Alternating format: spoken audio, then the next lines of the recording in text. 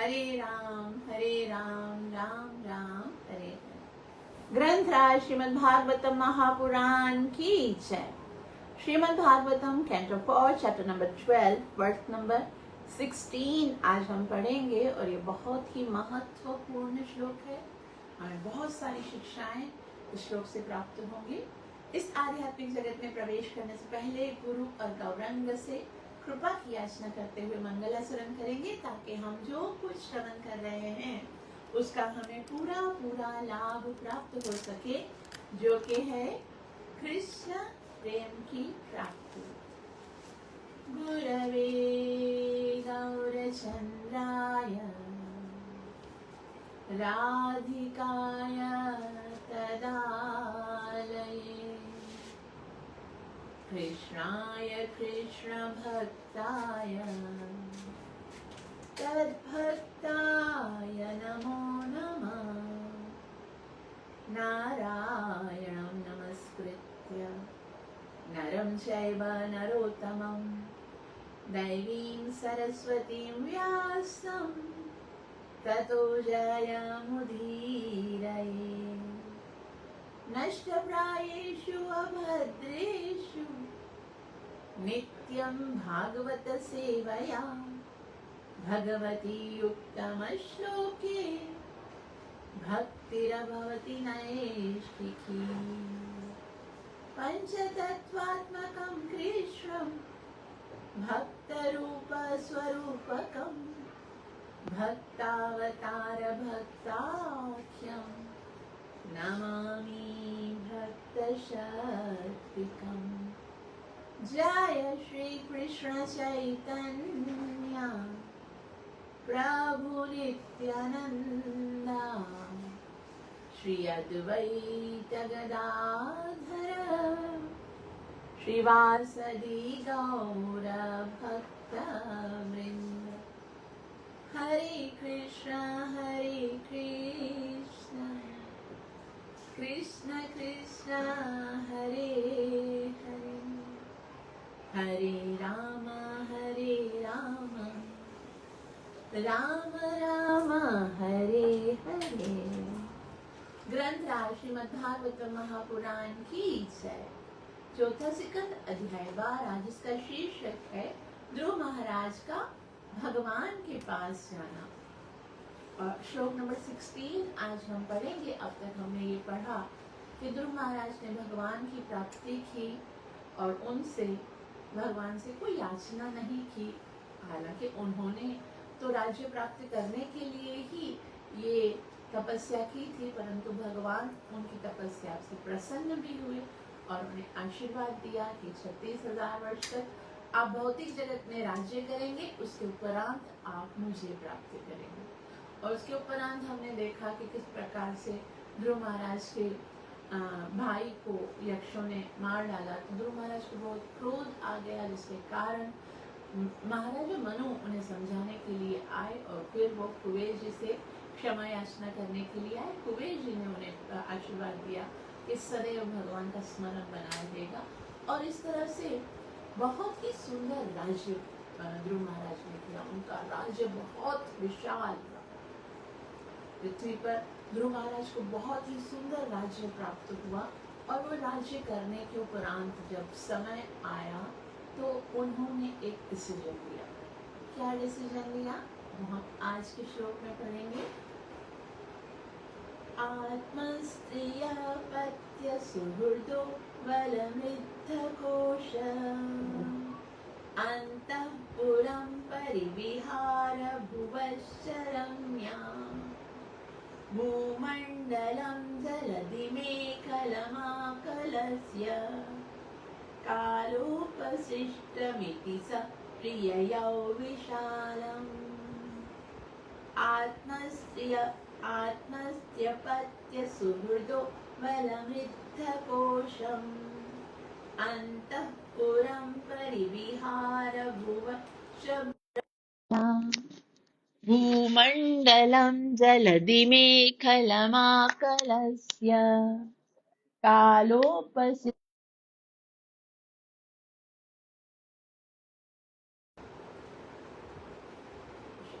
इस इस श्लोक में ये बताया जा रहा है कि अंत में, अर्थात जब 36,000 वर्ष पूरे हो गए, तो अंत में ध्रुव महाराज ने सारी पृथ्वी पर फैले हुए और सागरों से गिरे हुए अपने राज्य को त्याग दिया।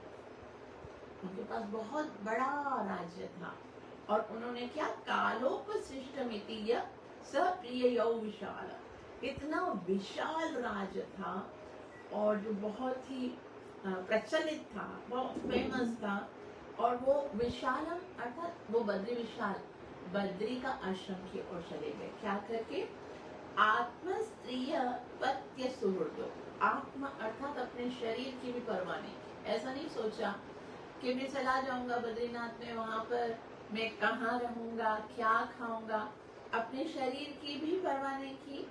स्त्रीय अर्थात अपनी पत्नी की, उपत्य अर्थात अपना संतानों, अपनी स्त्री को त्याग दिया, अपने संतानों को त्याग दिया, सुहृद अपने सारे मित्रों को त्याग दिया, बलम अर्थात प्रभाव यानी जो उनकी सेना थी उसको भी त्याग दिया, और श्रद्ध कोश अर्थात बहुत समृद्ध उनका खजाना था, बहुत सारा धन था, उसको भी त्याग दिया। अंतःपुरम अर्थात जो बहुत सुंदर सुंदर रनिवास जहाँ पर वो क्रीड़ा करते थे वो सब त्याग दिए। परिवार भुव अर्थात क्रीड़ा स्थल, च रम्या बहुत सुंदर उनके यहाँ पर बाग थे, बहुत सुंदर खेलने कूदने के, आनंद करने के स्थान थे।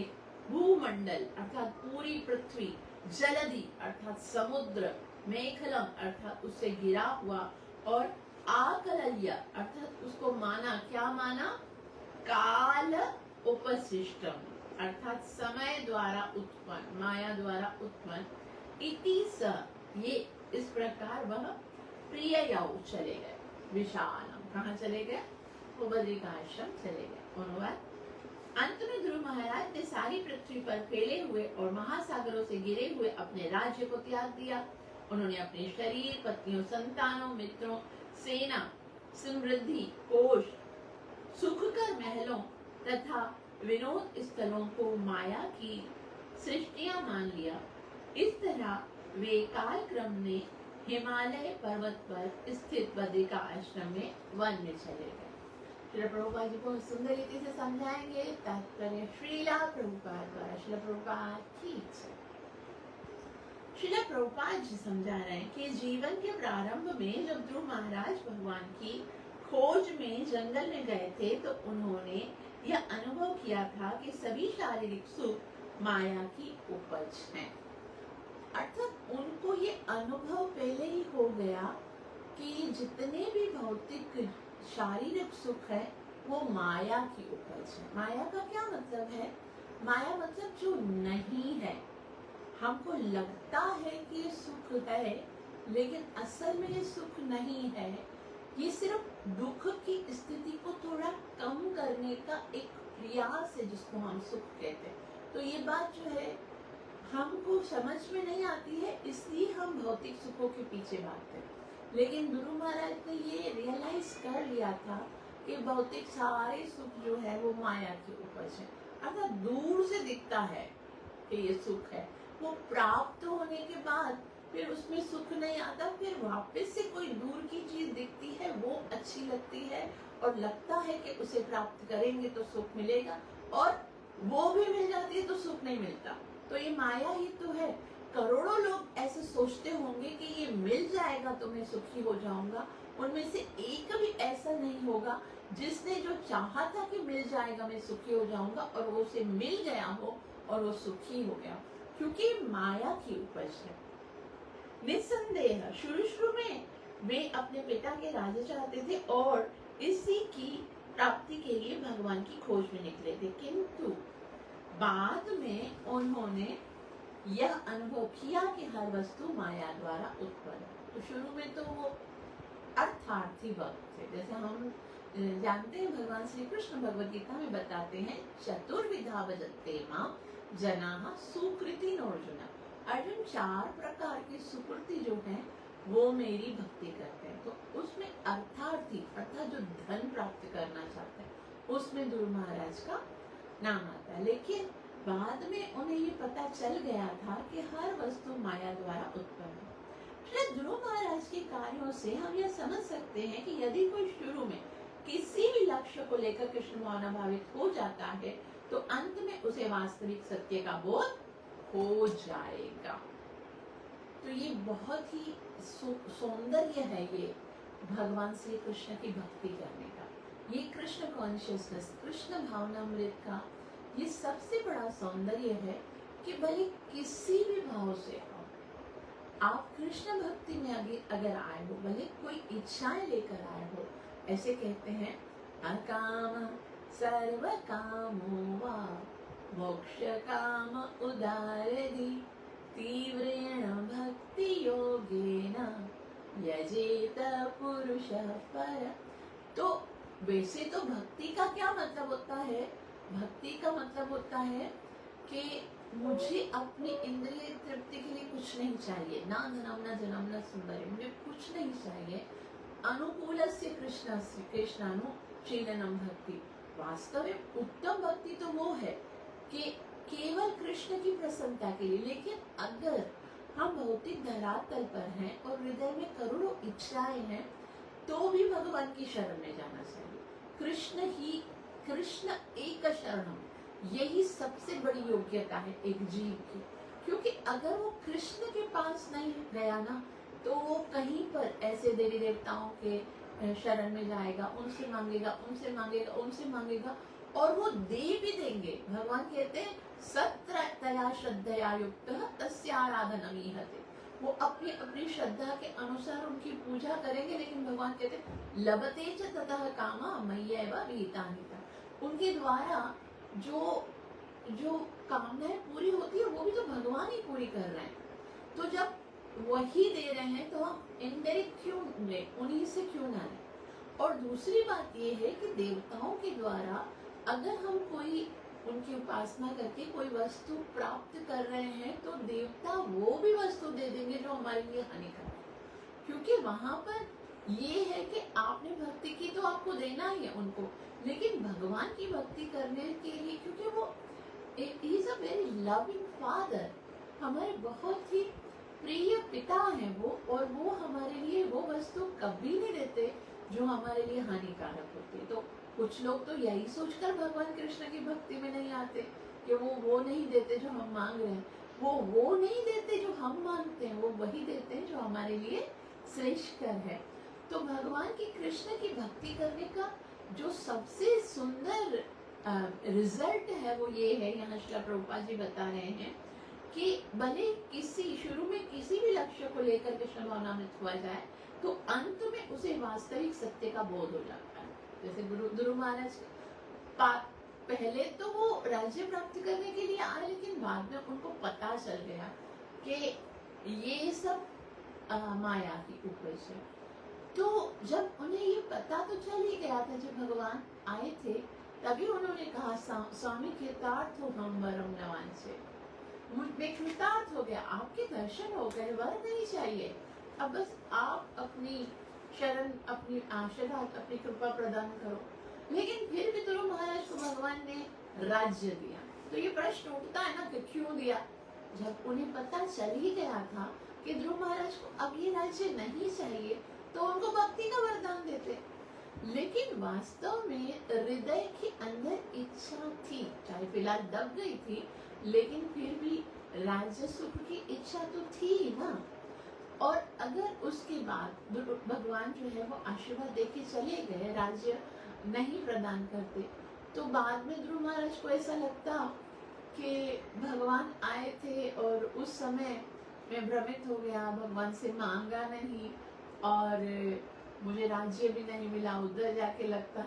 तो भगवान तब तक नहीं मिलते हैं जब तक हृदय के अंदर कोई सूक्ष्म इच्छा भी बाकी ना रहे। जब तक इतनी सूक्ष्म सी इच्छा भी हृदय के अंदर बाकी रह जाएगी ना, तब तक भगवत प्राप्ति नहीं होगी। अब सूक्ष्म रूप से तो ध्रुव महाराज के हृदय में राज्य करने की इच्छा थी, भगवान जानते हैं क्योंकि वो हृदय में रहते हैं। तो भगवान ने कहा 36,000 वर्ष तक राज्य करो। और ये भगवान जो है ये सब इतना सब देकर हृदय सा उन वस्तुओं के प्रति ऊब जाए तो उसके बाद मुझे प्राप्त हो। वैसे भक्ति करने के लिए ना ये दो चीजें बहुत सहायक, जैसे ध्रुव महाराज को इतना मिला, या फिर हम देखते हैं माता देवहूति ने इतना सुख प्राप्त किया और बोला कि अब मुझे नहीं चाहिए, मेरा हृदय जो है वो इन सबसे सुखी नहीं हो रहा है। तो इतना सारा मिलना अगर संभव नहीं है तो एक और सुंदर उपाय है कि जो हम वस्तु प्राप्त करते हैं ना उसमें इतना दुख भरा हुआ हो कि हमें लगे कि नहीं अब कुछ नहीं चाहिए संसार से। तो ये दुख भी भगवान की योजना ही है जिसके कारण जो है वो हमें संसार असार लगे। अगर संसार में ही फंसे रहे, आनंद और सुख की अनुभूति होती रही तो हृदय के अंदर विरक्ति कहाँ से आएगी। तो यहाँ पर भक्ति में लेकिन अगर हम लग गए, श्री प्रभुपाद जी बता रहे हैं कि एक बार भक्ति में लग जाने के बाद एटलीस्ट वास्तविक सत्य प्राप्त हो ही जाएगा, वास्तविक सत्य का बोध हो ही जाएगा। प्रारंभ में ध्रुव अपने पिता का राज्य प्राप्त करने की धुन में थे, किंतु बाद में महाभागवत बन गए और भौतिक सुख से उनकी रुचि जाती रही। जीवन की पूर्णता केवल भक्ति ही प्राप्त कर सकते हैं। तो ये पूर्णता क्या है जीवन की? पूर्णता ये है जन्म लाभ परे पुंसामंते नारायण स्मृति, के हृदय में भगवान के लिए प्रेम उत्पन्न हो जाए। तो केवल भक्त को ही होता है, तब भी वह उस मनुष्य से श्रेष्ठ है यदि कोई भक्ति का शतांश ही पूरा करके। शतांश यानी कितनी सुंदर बात यहाँ श्री प्रभुपाद जी बता रहे हैं कि अगर कोई भक्ति का केवल 1/4 हिस्सा ही पूरा कर दे तो मतलब 100वां हिस्सा जो है उसने पूरा किया, बाकी 99% भक्ति रही हुई है, सिर्फ 1% उसने किया है, शतांश अगर उसने किया है तो भी अपरिप अवस्था में भ्रष्ट हो जाती है। उसने भक्ति आगे नहीं बढ़ सकी, थोड़ा सा ही कभी किसी भक्त का संग मिल गया, कभी वृंदावन धाम में आकर एक माला कर ली, थोड़ा सा दर्शन हो गया भगवान का, इतना ही हो गया बस। लेकिन शास्त्र प्रमाणित है नेहाभिक्रमनाश्योस्ति प्रत्यवायो न विद्यते स्वल्पमप्यस्य धर्मस्य त्रायते महतो। तो थोड़ा सा भी यदि किया जाता है तो भी श्री प्रभुपाद जी कहते हैं तब भी वह उस मनुष्य से श्रेष्ठ है जो इस जगत में सकाम कर्मों में लगातार लगा रहता है। फिर भी उन मनुष्यों ने जिन्होंने केवल सकाम कर्मी है, उन्होंने चाहे कितना भी संसार में नाम कमाया हो, धर्म को सुंदर तरीके से भी उपज किया हो, लेकिन कृष्ण की भक्ति नहीं की। ऐसा शास्त्र कहता है धर्म सुनिश्चितः पुंसाम विश्वक्सेन कथासु यः नोत्पादयेत् यदि रतिम श्रम एव हि केवल। भले अपने धर्म को भी पूरा, पति का धर्म, पिता का धर्म, माता का धर्म, संतान का धर्म, ब्राह्मण, क्षत्रिय, वैश्य, शूद्र, ब्रह्मचारी, वानप्रस्थ, गृहस्थ, सन्यासी, सारे धर्मों को अच्छे से पालन करे, लेकिन कृष्ण की भक्ति नहीं करता है तो श्रम एव हि केवलम। और अगर कृष्ण का भक्त बन गया है, सिर्फ सवांश, सिर्फ 1% भी कर लिया और भ्रष्ट हो जाए तो भी उससे श्रेष्ठ है, श्री प्रभुपाद जी कहते हैं। श्री प्रभुपाद की जय। भूतैर्महद्भिर् य इमा पुरो विभु निर्मायशेते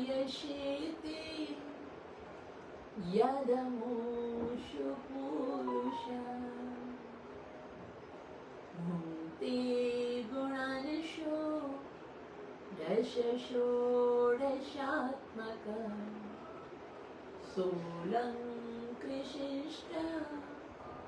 भगवान् वचांसि।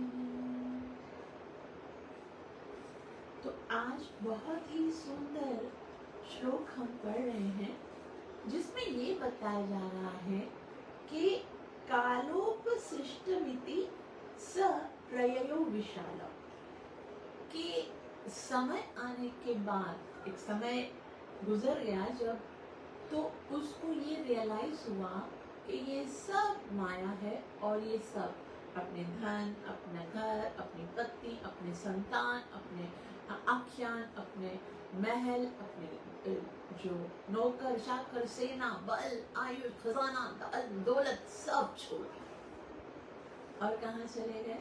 तपस्या करने के लिए चले गए। तो इस बात से हमें जो सबसे बड़ी शिक्षा मिलती है वो ये है कि ये मनुष्य जीवन जो है वो भोग भोगने के लिए नहीं है।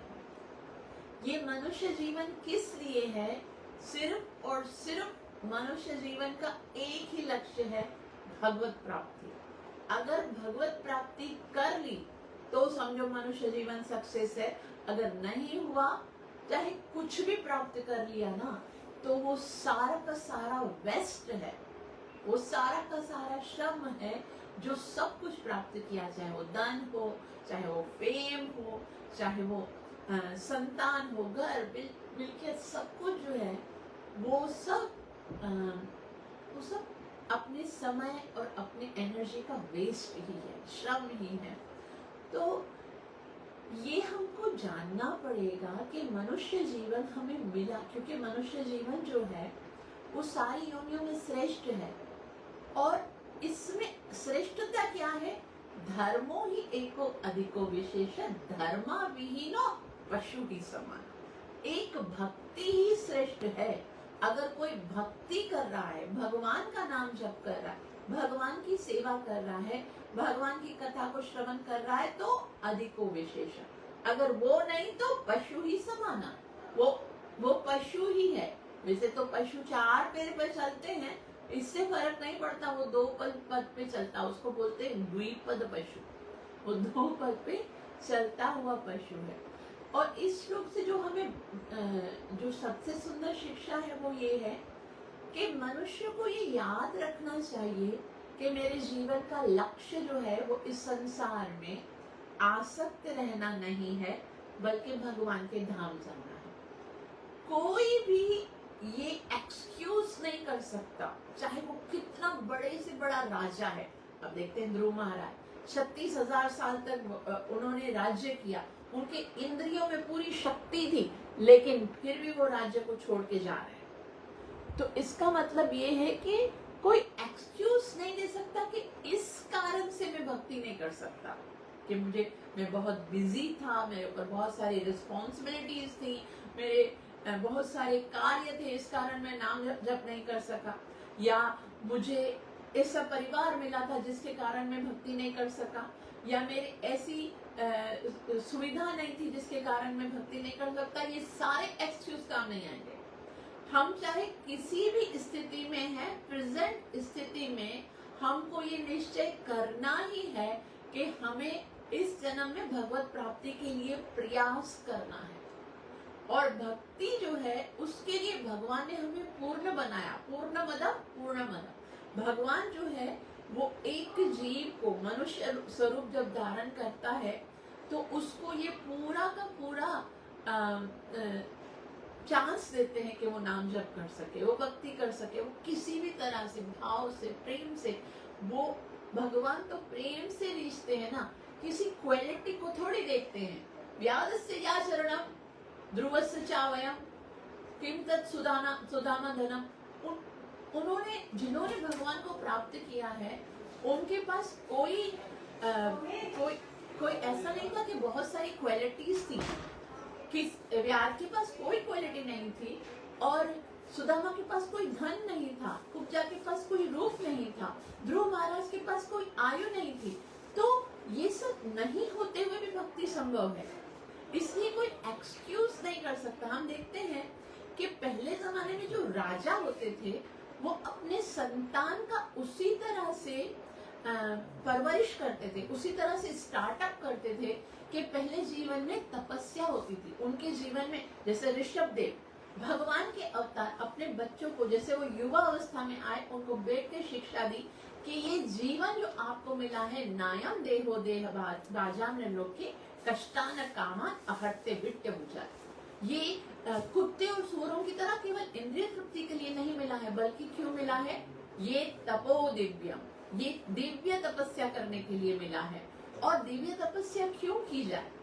तपस्या भी दो प्रकार से होती है। इस संसार में भी हम जो भी कार्य कर रहे हैं उसमें तपस्या तो करनी ही है, लेकिन इस तपस्या से हमको इंद्रिय भोग मिलता है। और इंद्रिय भोग कैसा है? वो अंत है ना। आद्यंतमंत कौन्तेय न तेषु रमते बुधा। और दिव्य तपस्या करने के बाद क्या मिलता है? ब्रह्म सौख्यम अनंतम। ये हमारे ही आनंद के लिए, जो ऐसा आनंद जिसका कभी नाश नहीं होगा, वो सुख प्राप्त होगा। इसलिए ऋषभदेव अपने संतान को बताते कि पहले तपस्या करनी चाहिए। जब हम देखते हैं कि दक्ष प्रजापति को 10,000 पुत्र प्राप्त हुए, उनको विवाह करवाना था, संतान उत्पत्ति करवानी थी, लेकिन बोला पहले क्या करो, जाके तपस्या करो। और वहां पर क्या हुआ? नारद मुनि प्रकट हो गए। उनको जब उन्होंने ज्ञान दिया तो फिर वो सारे के सारे संतान जो है वो ब्रह्मचारी बन गए।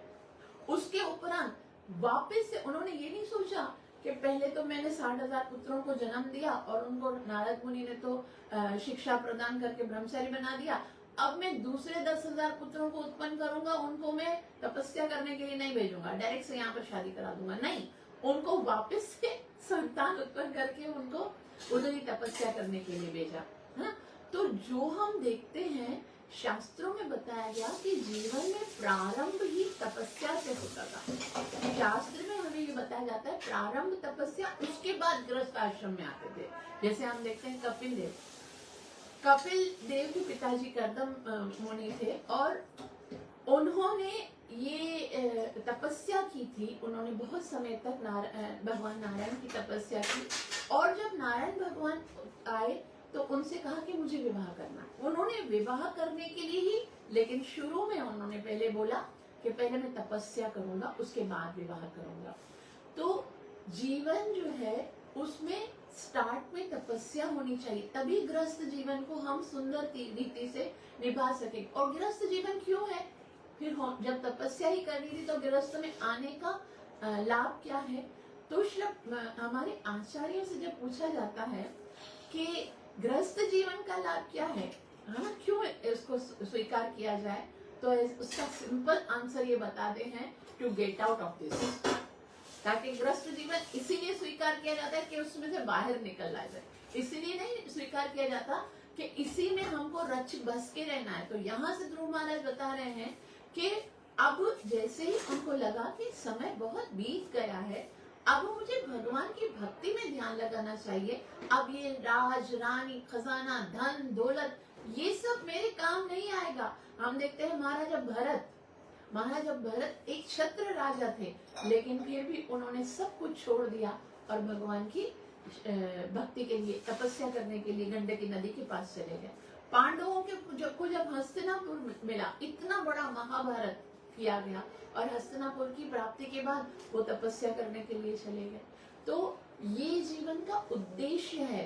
हर एक मनुष्य के ऊपर ये रिस्पॉन्सिबिलिटी है। और इसका मतलब ये भी नहीं है कि हमको ये सोचना है कि बहुत समय है अभी हमारे पास, अभी तो बूढ़े होंगे तब के बाद मरेंगे। नहीं, जैसे ही अवकाश मिलता है, जैसे ही सुइटेबल अपने जीवन में एक समय मिलता है, उसी समय हमको ये सब को त्याग कर भगवान की भक्ति के लिए आगे निकलना ही चाहिए। जैसे हम देखते हैं कि हमारे शास्त्रों में इसी तरह से बताया गया। भगवान कहते हैं भगवद गीता में कि यद्यद्याचरति श्रेष्ठ तत्तदैव तरोजना, कि जब भी भक्ति गृहस्थ आश्रम स्टार्ट करने के बाद जब आगे बढ़ते हैं और फिर समय आता है, तो फिर ये कर्दम मुनि ने देखा जब कपिल देव का जन्म हो गया, वो चले गए तपस्या करने के लिए। तो ये जीवन का अंत जो है वो भगवान की भक्ति में होना चाहिए। और जैसे ही हमको लगे कि हमारी रिस्पॉन्सिबिलिटी, आजकल क्या है इस भौतिक जगत में हम देखते हैं, आजकल जीव केवल इंद्रिय तृप्ति के बारे में सोचता है, मर जाता है, मरने की समय आ जाता है। लेकिन यहाँ पर बताते हैं सुखदेव गोस्वामी कि आजकल गृहस्थ जीवन कैसा है, निद्रा ह्रियते नक्तु वयावेन वयस्यवया दिवाचार्थे हया राजन कुटुंब वर्णेन। पूरा दिन जो है वो कुटुंब भरने, किस तरह से पेट भरूंगा, किस तरह से संतान को पालन करूंगा, किस तरह से अपने जीवन में रहूंगा और खुश रहूंगा, खुश रहने की सामग्री प्राप्त करूंगा, और रात को केवल मैथुन करके निद्रा में अपना समय निकाल लेता है। और देखता भी है, पश्चिम वो कहते हैं तेषां प्रमत्तो निधनम पश्यन् अपि न पश्यति। देखता है कि सब लोग का निधन हो रहा है, सब लोग मर रहे हैं, लेकिन फिर भी पश्यन् अपि, देखते हुए भी वो समझता है कि नहीं, मेरा थोड़ी ना मरने का टाइम है, मैं थोड़ी ना, अभी मुझे तो बहुत समय जीना है। तो ये समय रहते ही ये डिसीजन ले लेना चाहिए कि समय बहुत कम है और ये समय जो है वो भगवत प्राप्ति के लिए है। बहुत सुंदर मनुष्य जीवन है और इसको हमें कैसे करना है, भगवान की भक्ति करके पूर्ण करना है। ये जीवन का सबसे सुंदर जो एंड है, क्या है, ऐसे बताए कि अंते जन्म लाभ परे पुंसा अंते नारायण स्मृति, कि अंत में भगवान की स्मृति आ जाए। और वो घर गृहस्थी में ये सब नहीं होगा, ये तो जब एकांत में आनंद से जब हम भगवान का नाम जप करेंगे, पूरा का पूरा भगवान के ऊपर ही। ध्रुव महाराज ने ये नहीं सोचा कि मेरी इतनी लाविश लाइफ है, इतना सब राज्य है, धन है, महल है, ये सब है, इनको मैं छोड़ के जाऊंगा वहाँ बद्री का आश्रम में, इतना ठंड रहेगा, वहां पर मुझे कौन ख्याल रखेगा। नहीं, पूरा का पूरा भगवान के ऊपर निर्भर होकर अपने समय को वहां पर आकर भगवान के लिए गुजारना और भगवान का नाम जप करते करते भगवत प्राप्ति करना, यही उद्देश्य है।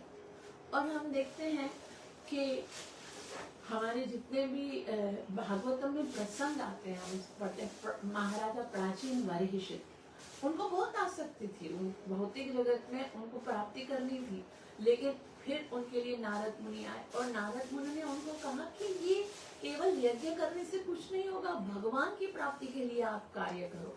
तो उस समय तो परचेता, उनके जो पुत्र थे, वो तपस्या करने के लिए गए थे, लेकिन उन्होंने परचेता का इंतजार भी नहीं किया। कितने समय तक तो राज्य पर कोई उत्तराधिकारी भी नहीं था। तो घर भी चलेगा, हमारे बगैर पहले भी चलता था, बाद में चलेगा। ये अगर कोई बड़ा राजा है ना, तो राज्य भी चलेगा। हम नहीं थे ना, तब भी ये दुनिया चल रही थी, और हम नहीं होंगे ना, तब भी ये दुनिया ऐसे ही चलेगी। आज हम सोचते हैं कि हमारे बच्चों का पालन करना है, फिर बोलेंगे उनके बच्चों का पालन करना है, पोते पोती नाते नातियों का पालन करना है। इससे करते करते कब अपने लिए सोचेंगे, कब अपने नाम जप के लिए सोचेंगे, कब अपनी भक्ति के लिए सोचेंगे। तो यहाँ पर हमें ये शिक्षा मिल रही है कि सीरियस हो जाना चाहिए। जब तक हम सीरियस नहीं होंगे तब तक हम डिसीजन नहीं ले पाएंगे। ये सीरियसनेस आनी चाहिए, सावधान हो जाना चाहिए कि समय इतना नहीं है कि हम दूसरी फिजूल वस्तुओं में उसको जाया करें। हमें ज़्यादा से ज़्यादा निर्भर होना है भगवान के ऊपर और भगवान के नाम के ऊपर, क्योंकि ऐसा कोई जीव नहीं है जो उनकी कृपा के बगैर जी रहा हो। हर एक जीव के ऊपर कृपा है। वो अपने भक्तों को छोड़ेंगे क्या? तो अगर हम उनकी भक्ति करेंगे, उनका नाम जप करेंगे, तो हम कहीं भी रहेंगे, भगवान अवश्य हमारी सहायता करेंगे। तो यहाँ पर ध्रुव महाराज जो है वो अपना सारा का सारा राज्य छोड़कर गए हैं और हमें ये शिक्षा दे रहे हैं कि जीवन का वास्तविक उद्देश्य क्या है, कि हमें भगवान की प्राप्ति करनी है। तो श्रील प्रभुपाद जी हमें बता रहे हैं कि भक्ति जो है वो एक इतना सुंदर रास्ता है जिसमें कभी कोई लॉस नहीं है, है ना?